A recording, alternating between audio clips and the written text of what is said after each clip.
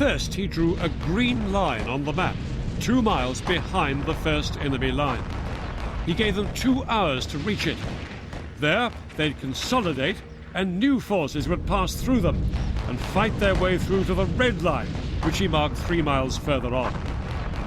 And if by the end of the day they could then reach his blue line, they would have achieved an 8-mile advance altogether. It would be the biggest advance in one day's fighting of any Allied force on the Western Front since the war began.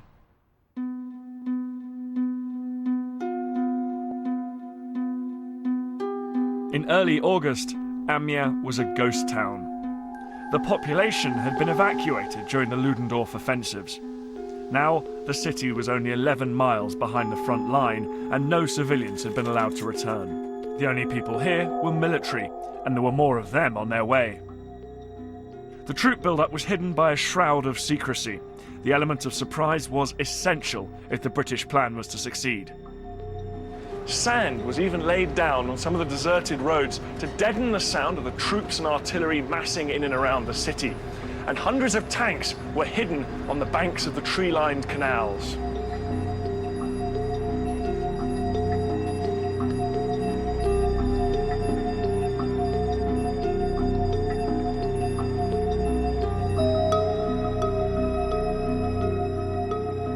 To make sure each soldier knew just how important it was to maintain secrecy, a small note was pasted into their pay books.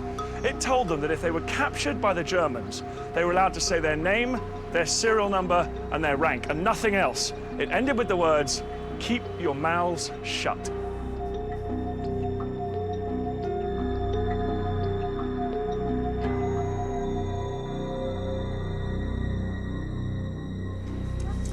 A few days before the battle began, reports reached German commanders that unusual noise had been heard outside Amiens, perhaps signifying an Allied build-up.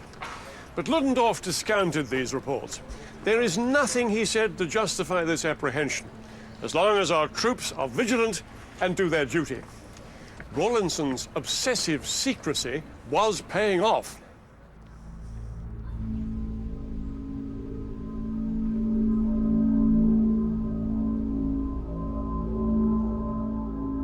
The early hours of August the 8th provided the perfect conditions for the launch of Rawlinson's elaborate plan. It was a moonless night, and from the river valleys, a ground mist provided valuable cover for the tanks rumbling into position.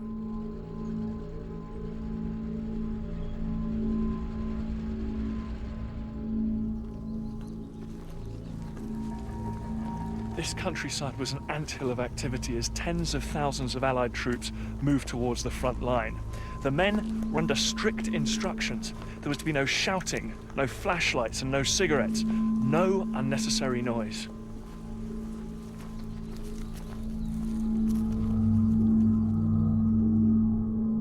The silence played on our nerves a bit. As we got our guns into position, you could hear drivers whispering to their horses and men muttering curses under their breath. And still the silence persisted. 0 hour was set at 4:20 a.m., the hour before dawn. As it approached, all was silent.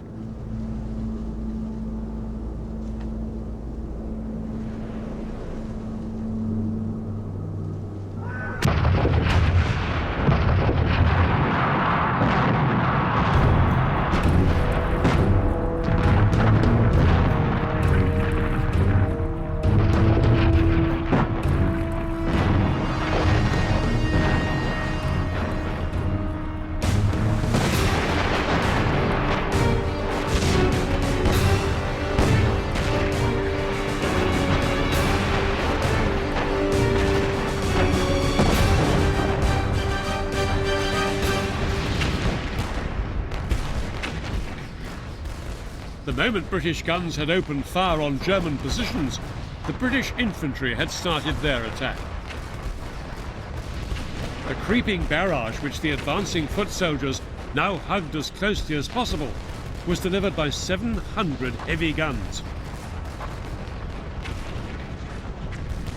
At the same time, hundreds more guns concentrated on German strongpoints and artillery positions further back.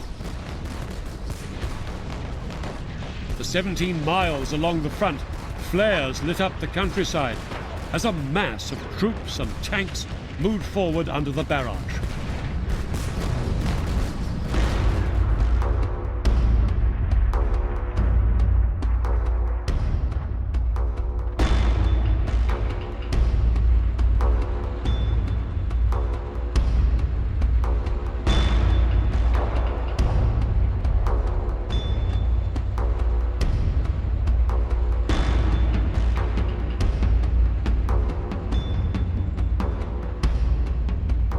As the British, Canadian and Australian infantry advanced, the early morning fog was so thick they could only see about 10 yards in front of them. It was made even murkier by the smoke from the exploding artillery shells.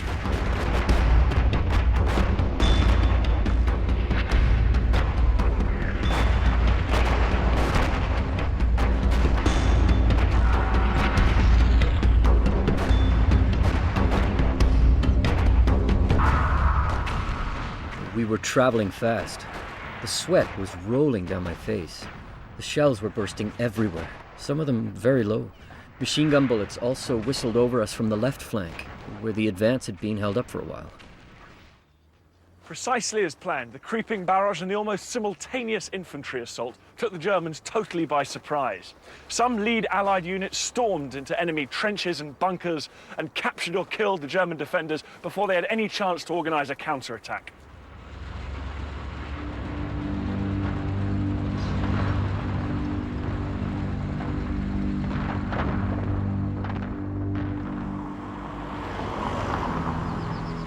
At 6:30 a.m., this village of Marcel Cave became the target of the Canadian infantry, but they could make little headway against well-dug-in German machine guns.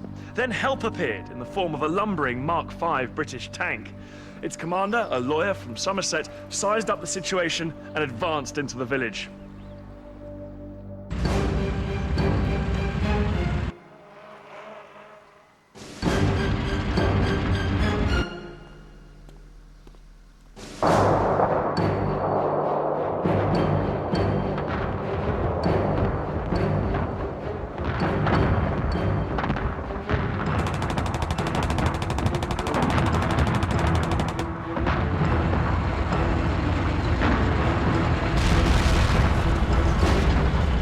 Some of the German positions were blasted away by the tank's 6-pound guns. The rest were crushed under its tracks. It was all over in about half an hour, and the tank commander handed the village over to the Allied infantry, but not until, in typical lawyer-like fashion, he'd received a receipt. The village of Marcel Cave was now officially in Allied hands.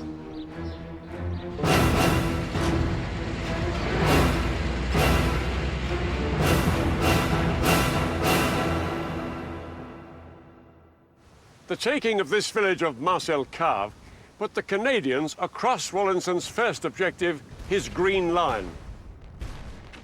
British soldiers operating north of the River Somme had been given less distance to cover because they were fighting on rougher terrain.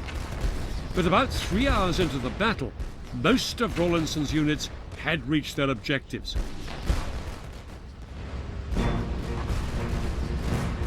Now they could rest while new troops were pushed through to continue the attack.